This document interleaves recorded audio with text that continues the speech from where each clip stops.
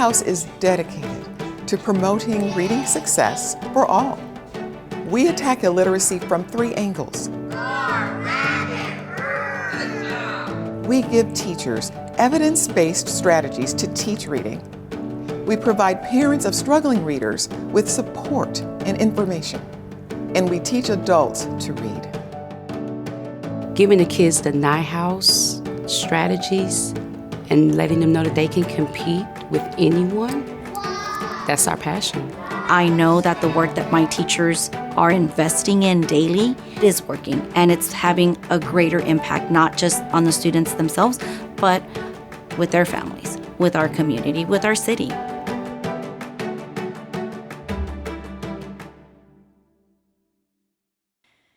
Hello and welcome to the Neuhaus Speaker Series. My name is Haley Hunt and I'm the Vice President of Professional Learning here at Neuhaus Education Center. Thank you for joining us today as we discuss reading with your child and how to build literacy skills through Read Alouds. Author Emily Buchwald famously said, "Children are made readers on the laps of their parents." However, I would change this statement just a bit. Children are made readers on the laps of those that love and care for them. Parents, grandparents, siblings, friends of the family, caregivers, all have the ability to build literacy of the little ones that they care for through reading aloud. So why is reading aloud to children so important? There are countless benefits. Let's take a look at some of them, and then we will discuss a few more in detail. Reading aloud to a child promotes bonding between the adult and the child. It's a special time to share together. Reading aloud also helps develop a broad and deep vocabulary and understanding of language. Jim Trelease summarizes this in his book, The Read Aloud Handbook. In conversation, we tend to use verbal shorthand, not full sentences, but the language in books is very rich, and in books there are complete sentences. The language is more complicated and more sophisticated. A child who hears more sophisticated words has a giant advantage over a child who hasn't heard those words. Reading aloud to a child also builds the child's understanding of the connection between what is spoken and what is written on the page. They begin to understand that oral language is represented through print. And reading aloud to a child strengthens the child's cognition and their ability to acquire and process new knowledge. This is because listening to a story helps children focus on the meaning of the text and takes away cognitive demands that might be needed to decode on their own. So the listener is free to devote all of their brain energy to comprehension, understanding the text structure, and thinking about what might come next. Reading aloud to a child also helps to increase the child's attention span. It's enjoyable and fun for both the adult and the child, and a wonderful way to disconnect from technology. Reading aloud to a child also helps strengthen the child's imagination and visualization skills, and it can create a foundation for a lifetime interest in reading. By selecting high-interest stories, listeners are drawn into the story, which encourages them to seek out more stories. And in fact, when children see adults reading, they are more likely to become lifelong readers themselves.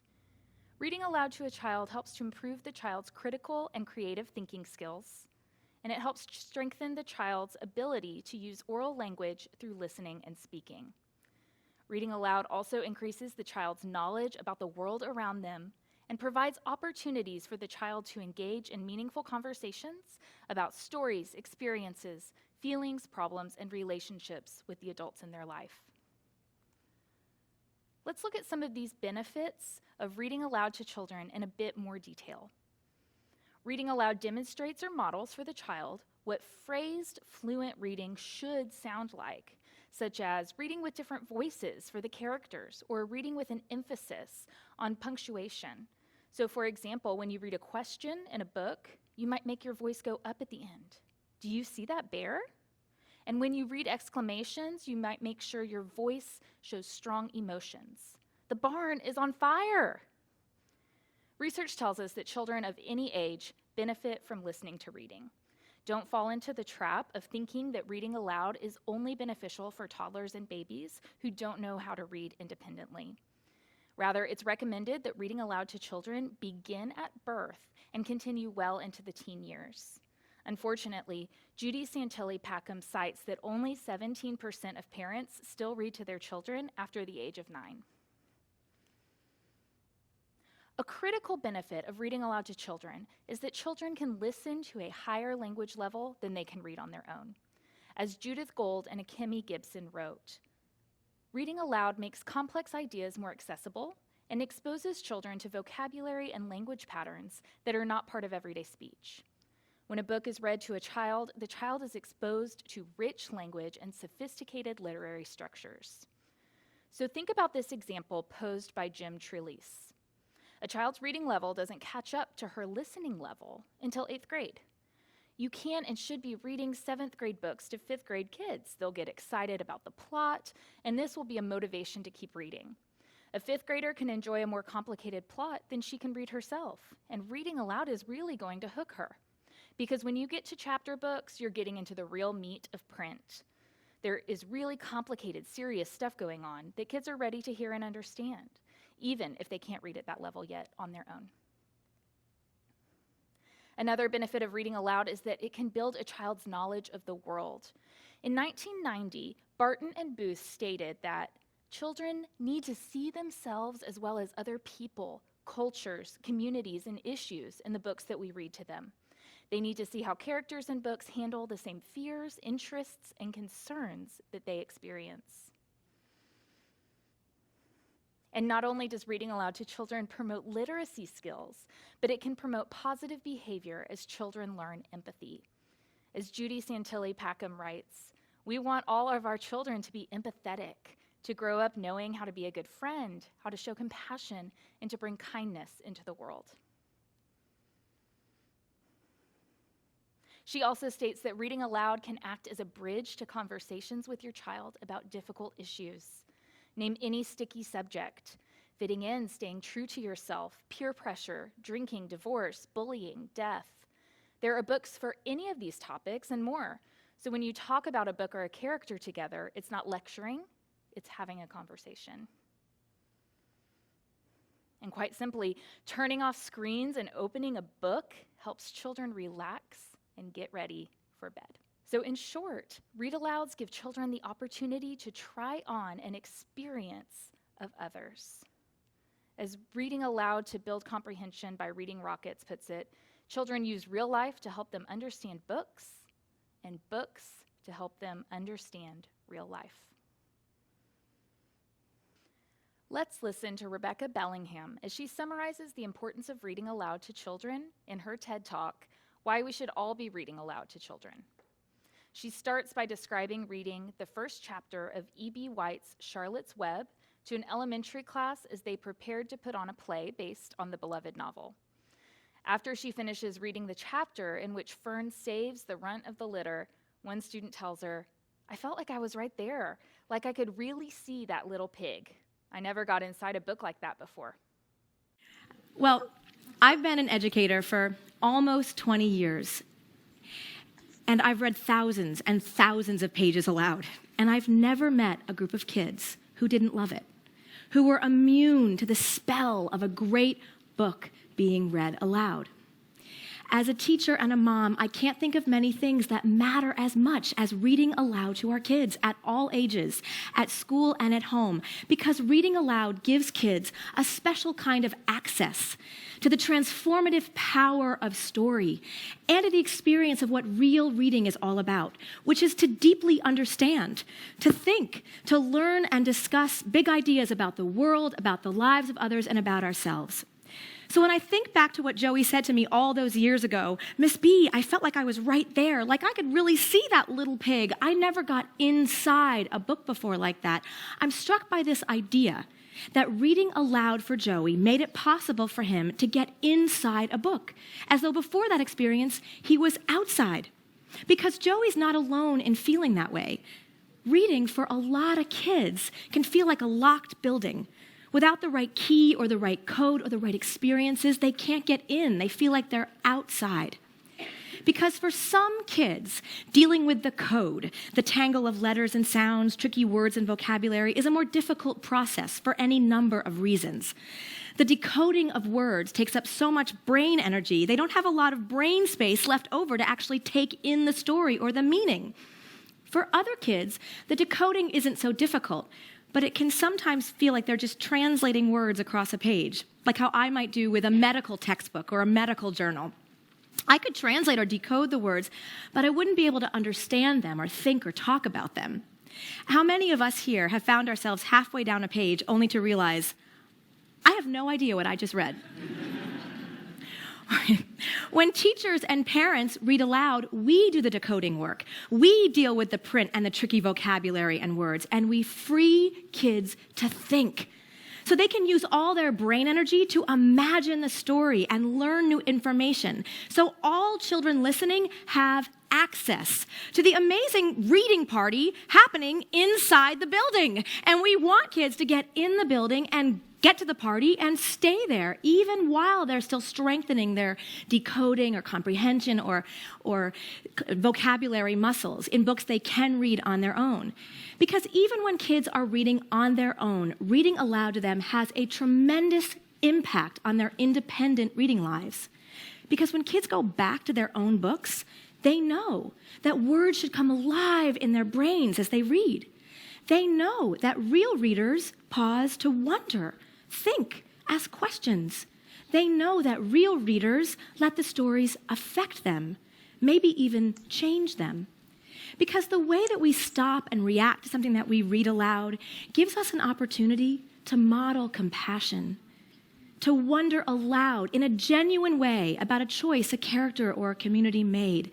When we read aloud, we can help kids walk in the shoes of people who might be radically different from themselves, or see reflections of themselves, which might make them feel less alone or more hopeful. Now let's turn to what research and science says about reading to children. Breedkamp, Koppel, and Newman summarize the science for us. Researchers agree reading aloud is the single most important activity for parents, grandparents, and caregivers to promote early brain development and lifelong learning success. Unfortunately, fewer than half the children under the age of 5 in the US are read aloud to every day. That puts them at risk for reading delays and school failure. So the bottom line is, the best thing you can do for your children is to read aloud to them every single day. Bookspring.org tells us about the domino effect of reading aloud. When every child is read aloud to for 15 minutes every day from birth, then more children will be ready to learn when they enter kindergarten. More children will have the literacy skills needed to succeed in school, and more children will be prepared for a productive and meaningful life after school. But we shouldn't read to children just because we have to. Kate DiCamillo, author of beloved children's classics such as Because of Winn-Dixie and The Tale of Despero, says that reading should not be presented to children as a chore or a duty. It should be offered to them as a precious gift. Research by Scholastic also tells us that of all children, only 51% of children read for fun. That's down from 60% in 2010. But a very high percentage of children surveyed stated that they enjoyed being read to at home. Of children ages 6 through 17, 83% enjoyed being read to. 78% of those children enjoyed it because it's a special time with their parent. 65% enjoyed it because reading together can be fun. And even 54% of students said that they enjoy being read to at home because it's a relaxing activity to do before they go to sleep. ReadAloud.org summarizes the research about reading aloud and the brain. The first few years of life are critical in your child's brain development. Babies' brains are making trillions of connections during the first few years, the fastest they will ever grow. Children can quadruple the number of words they know between the ages of 1 and 2, and this rate of vocabulary growth can be accelerated when children are read to. So start reading to newborns. From birth to 12 months, you will focus on sounds, words, and feelings, because the first 3 years of a child's life are critical for brain development of literacy skills. Research also tells us that childhood development experts generally agree a reasonable attention span for a child is 2 to 3 minutes per year of their age. So a 6-year-old might be expected to pay attention for 12 to 18 minutes and so on. That's the period of time for which a typical child can maintain focus on a given task. However, Judy Santilli Packham gives us hope and a solution. She states that when you read aloud to your child, her attention is sustained as she follows complicated plots, visualizes characters, and thinks deeply about the messages and connections in the story. Marianne Wolf, a cognitive neuroscientist at Tufts University, explains why this happens in her book, Proust and the Squid, The Story and Science of the Reading Brain. Brain circuits are developed and refined through reading and thinking about what was read. Therefore, attention span increases. Now take a look at this number. Think for a minute. Do you have any idea what this number might represent? If you read aloud to your child for 15 minutes a day for the first 5 years of their life, they will hear 27,375 minutes of reading, which is over 456 hours. So that time really adds up. Here's the bottom line. The National Commission on Reading states that the single most significant factor influencing a child's early educational success is an introduction to books and being read to at home prior to beginning school. So how do you know what books to choose to read to your child? Any book that a child loves can be appropriate, and you will probably read it over and over. However, these are some things you might want to look for different ages.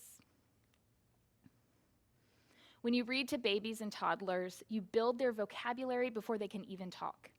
So remember, even a squirmy little one on your lap is listening as you read. Babies are grabby. It's okay to give them their own book to hold or even gnaw on while you read aloud to them. So when you're selecting books to read aloud to your baby or your toddler, choose books that are simple texts. You'll often find these books have rhyming and repetition. Have pictures with sharp contrasts or bright colors. Lots of books for babies, in fact, have black and white pictures, but they are sharp contrasts. Books that introduce common words like colors, shapes, numbers, letters, animals, and feelings to add to your baby's vocabulary. And are board books, cloth books, flat books, or lift-up books that your child can touch and explore.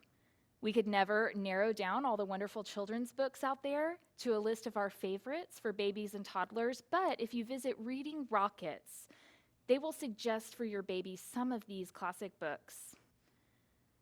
Preschool-age children are acquiring language skills quickly, and they enjoy the sound of our language. So when you're choosing books for preschool-age children, 3- and 4-year-olds, you'll want to choose books that have simple stories and basic plots. Stories where you can think about the characters, the setting, the problem, and the solution.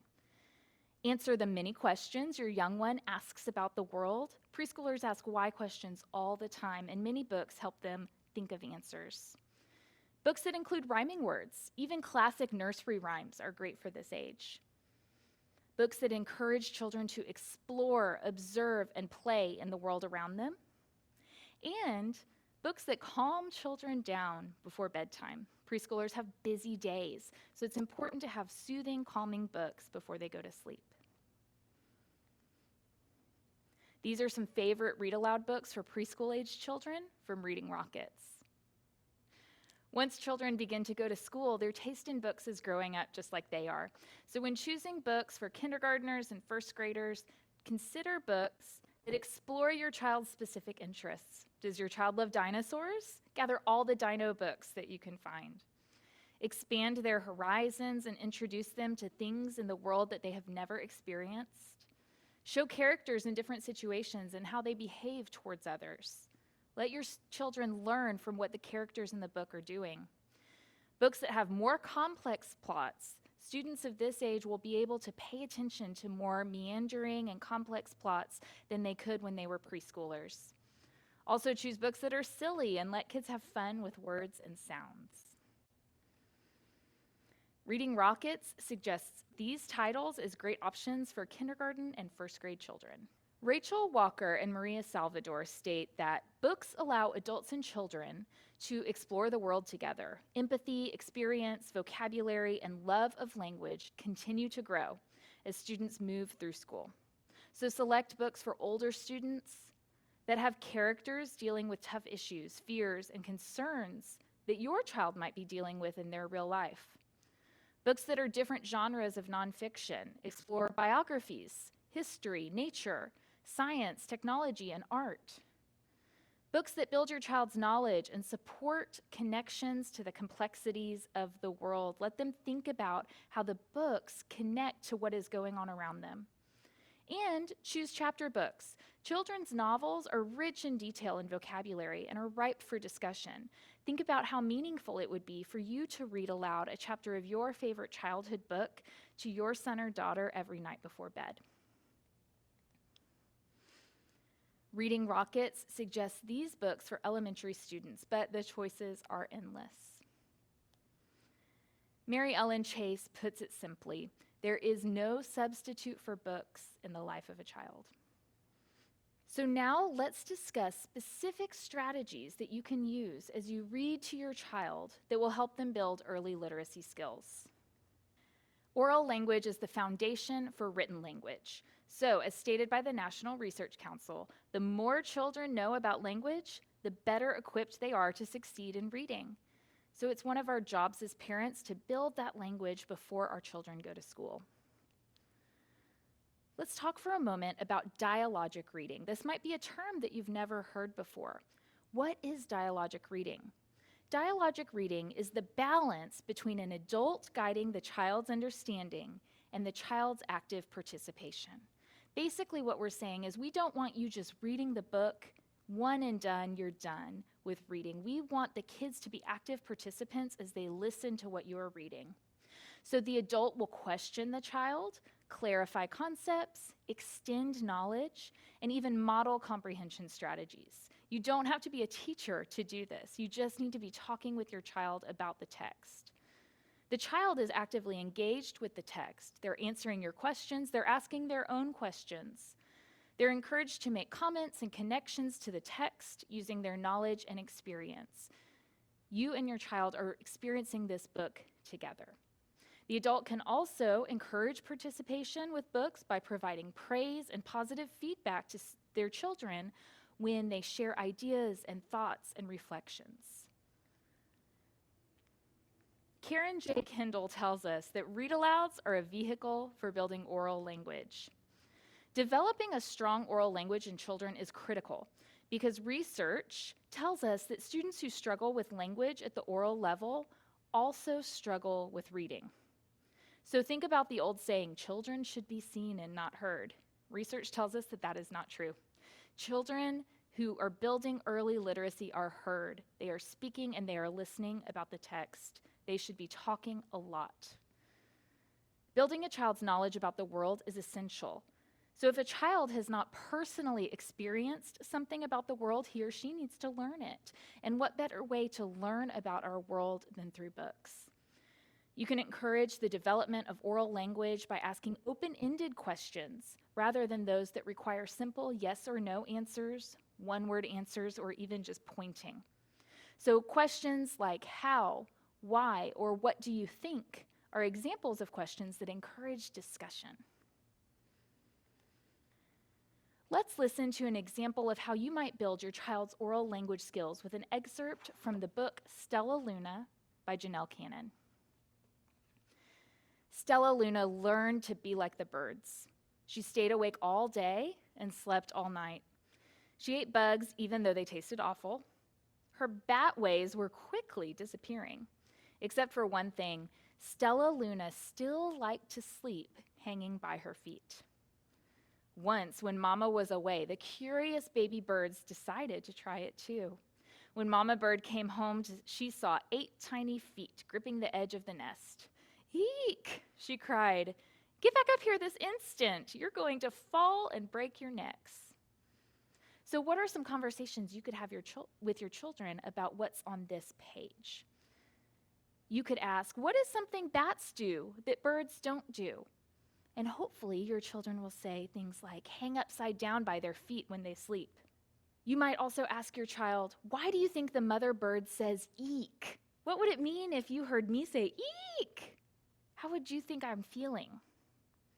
Or you might also ask, How do you know that Stella Luna doesn't like to eat insects? What on this page tells us that insects are not her favorite thing to eat? So when you ask open-ended questions, when you think about the ideas and concepts in a book and have your children speak to you in complete sentences, engaging in conversation with them, you're helping to build their oral language. Concepts of print is when children understand how books work. You can help them make the connection between letters or words on the page and the words that are being spoken or read out loud. You can also talk about features of the book, discuss the author and the illustrator, the different parts of the book, text features such as pictures or photos, captions and graphs. Let your child turn the pages, and over time, your child will learn which part of the book is up and down, what's the front and the back and the spine. They'll understand that letters are the things that you are reading and that text flows from left to right. Have you ever seen a little child, a 1-year-old child pretending to read? That child has concepts of print. Letter knowledge is another important literacy skill, and you can reinforce letter knowledge while looking at books with your child. Point out letters and have your child name them, or have the children point out letters, distinguishing between capital and lowercase letters. So, for example, you could say something like, Olive, your name starts with an O. Can you find an O on this page? Or, the main character in this book is Pete. Is this P a capital P or a lowercase p? Phonological awareness is another essential literacy skill, and it's all about how children understand the sounds in our language. There are many ways to focus your child's attention on the different sounds of spoken language that they hear while listening to you read. You could even do this while you're saying nursery rhymes or singing songs together. You might ask questions that focus on the words, syllables, and individual sounds that they hear, and you can make these into fun games. So for example, you might say something like, what words have the same beginning sound as banana on this page? Or, do you hear any rhyming words here? What words start with the p sound? Let's say the word crocodile and clap out the syllables. There are 3. Touch your nose when you hear a word that has the n sound. How many words can you say that rhyme with fox? Show me on your fingers how many words are in this sentence. The caterpillar was very hungry. Let's listen to an example of how you might build your child's phonological awareness with the book The Mixed Up Chameleon by Eric Carle. On a shiny green leaf sat a small green chameleon. It moved onto a brown tree and turned brownish. Then it rested on a red flower and turned reddish. When the chameleon moved slowly across the yellow sand, it turned yellowish. You could hardly see it. Shiny is an interesting word, you might say to your child. Let's count how many syllables are in the word shiny. Shiny. This page is about a chameleon. What sound does chameleon start with, you might ask your child? K. What other animals start with the k sound? And hopefully your child will name animals like kangaroo, cat, kitten, cobra, cougar, or crow. You might also ask something like this. The chameleon moves across the yellow sand. Let's see how many words we can come up with that rhyme with sand. Hand, land, fanned, scanned, band, canned. We came up with a lot of words that rhyme with sand. What is fluent reading? Reading Rockets defines fluency as the ability to read with speed, accuracy, and proper expression. So when reading aloud, fluent readers read in phrases and add intonation appropriately. Basically, you want your reading to sound like normal speech. So let's take this opening sentence from the book Madeline by Ludwig Bimmelmans. In an old house in Paris that was covered with vines lived 12 little girls in 2 straight lines. So I read that sentence correctly and accurately, but it was monotone and without any expression or phrasing. You want to model for your child what expressive, fluent reading sounds like. So maybe your first line of Madeline would sound like this.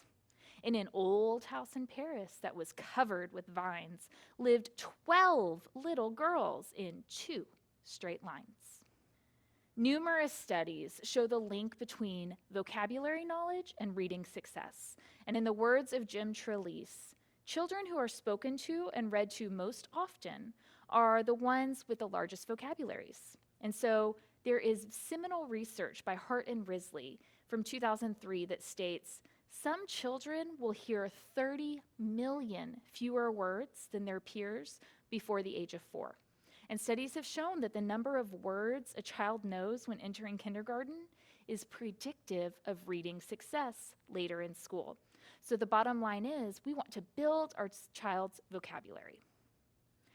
Since beginning readers are limited in their independent reading, they can't read things on their own, exposure to new vocabulary is unlikely to come from this source, from students just reading books on their own. So research by Beck and McEwen tells us read alouds fill the gap by exposing children to book language, which is rich in unusual words and descriptive writing. When we think about vocabulary, we can think about it in two ways, the breadth and the depth. Breadth refers to the number of words someone understands, and depth means that students understand many things about many different words. There are different ways for you to introduce your children to new vocabulary through a read aloud. So give your child a quick, kid-friendly definition for a new word, or a synonym or an example. So if the text describes a character as melancholy, you can quickly say, that means sad or depressed. But then I encourage you to use these new words in your everyday conversations with your child. Later on, you could say something like, when we were at the playground today, the little boy near the slide seemed melancholy. Do you know what was bothering him? You can also look up word meanings together. Show your child that we won't always know all of the words in the book, and that's okay. We can use our resources to figure out things that we don't know. So for example, you might say, I wonder what the word ponder means. Let's look this up online together and find out what the definition is. For older children, you can draw their attention to prefixes and suffixes or word parts and how they affect word meaning. So for example, you might say, the word tricycle has that prefix tri at the beginning, and tri means 3. Let's see what other words we can think of that have tri in them that might mean 3. And hopefully together you can brainstorm words like tripod, triangle, or triathlon. Another important component of learning vocabulary is understanding that words can have multiple meanings. Point out these words with multiple meanings to your child and even use the word in a way that is different from how it's used in the book. So if the story you're reading has a character eating chips with lunch, you might also say chip. That word can mean something else too. Did you know that there is another meaning that means a small break in an object? So for example, my beautiful vase has a chip on the top. And lastly, and maybe even most importantly, don't forget to discuss expressions and figurative language with your child. Many young children tend to take language very literally and don't understand how we use idioms and figurative expressions in English. So you could tell your child that chip can be used in the figurative expression, she has a chip on her shoulder, and talk about what that might mean. My friend has a chip on her shoulder because of the fight she had with her mother. What might that mean? How is that person feeling? Let's listen to how you might expand your child's vocabulary with an excerpt from the book, The Rooster Who Went to His Uncle's Wedding by Alma Flor Ada and Kathleen Kuchera. Before long, his stomach began to growl. I wish I had eaten breakfast, he said. Then something caught his eye. There next to the road sat a single golden kernel of corn. Perfect, the rooster thought. But when he got closer, he could see that the kernel was lying in a puddle of mud. If he ate it, he would get his beak all dirty. Oh, that rooster was hungry. But he couldn't go to his uncle's wedding with a dirty beak. What to do? Peck or not peck? The rooster stared at the kernel. After this page, you might expand your child's vocabulary with questions like this. What does it mean when something catches your eye? If you were in a department store, what might catch your eye there? Or, The rooster's stomach began to growl. Is it actually growling like a lion or tiger might growl? What does it mean when your stomach is growling? Or you might say single means just one. For example, you are allowed a single cookie after dinner. You might also say something like, there are several different meanings of the word peck. It can mean a quick kiss on the cheek or to bite something with your beak. What do you think peck means on this page? There are many things you can do when you read to your child that will build comprehension skills. Don't worry about focusing on many of these skills each time you read or planning ahead of time what you might ask, but rather weave these ideas into your conversations as you read with your children. You can discuss predictions of what might happen next in the story. You might ask your child questions as you go through the book. Here are some examples from readaloud.org. What was your favorite part of the story and why did you like it? What new things did you learn from this book? Why do you think the character did what he did? Where does this story take place and how do you know? Do the pictures help us figure that out? What do you think the author wants us to learn about the topic of this book? Or even, would you make the same decision as the character in the same situation? You could even have your child retell the story in his or her own words to a family member or a sibling. Another important way for you to build your child's comprehension skills while reading aloud is for you to model what you are thinking as you read. We call this thinking aloud. You can do a think aloud where you vocalize what you think about, such as what are you feeling, what do you not understand, what might happen next, or even things that you have learned. This will show the child that you're reading to what's going on behind the scenes in a reader's mind as he or she is reading a book. While the children's classic The Giving Tree by Shel Silverstein is not text-heavy, there are still many ways you can verbalize your own thinking for your child as you read. Once there was a tree, and she loved the little boy, and every day the boy would come. You might stop and say, I'm noticing that in this picture the tree's branches are outstretched just like a hug.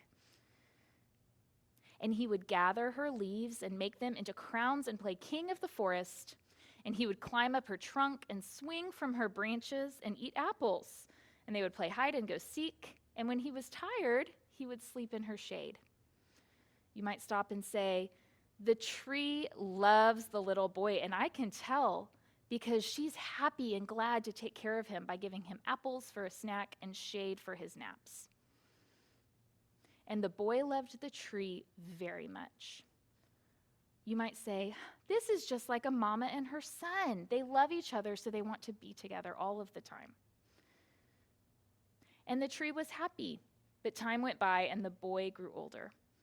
You might say, I wonder if as the boy gets older, if he will spend less and less time with the tree. I know that when kids grow up, they don't spend as much time with those that care for them. And the tree was often alone.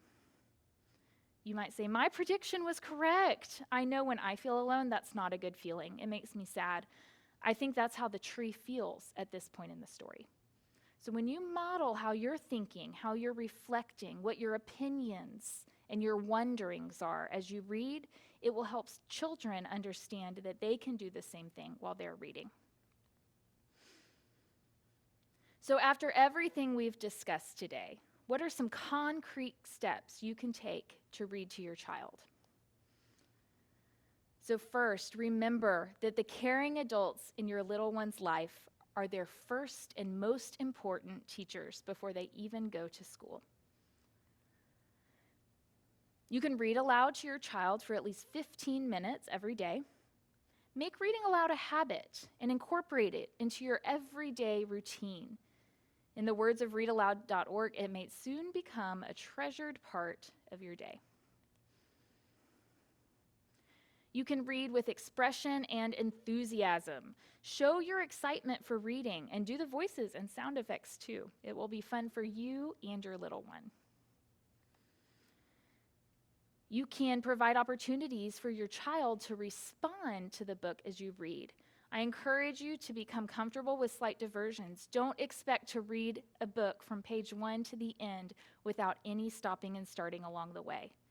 Remember, through conversations and discussions, children make meaning and share connections. Reading is not passive, and listening to reading should not be passive either. You can share your own noticings, reflections, questions, and opinions of the book as you read. Show your children some insight into what's going on in your own mind. Let your child know what you're thinking, and it will help develop their own inner voice. You can nurture your child as they become a young reader. ReadAloud.org reminds us that it is important to make books an accessible part of your child's environment. So many different ways to build a home library. Go to the library together, download books on your e-reader. You could find books at a neighborhood free little library, hold book exchanges with friends and family, or even ask for books for your child's birthday or holiday presents. And most importantly, start today. Judy Santilli Packham writes, "Routines and rituals are the heart and soul of family life. They are truly the moments that trigger our memories. So keep that in mind as you continue or start your journey of reading aloud to your child today." Thank you for joining us today for this Neuhaus speaker series. Please visit these websites or resources if you'd like more information, and I would particularly point out and ask you to visit readaloud.org and readingrockets.org. To find out more about what we do at Neuhaus Education Center, you can visit neuhaus.org.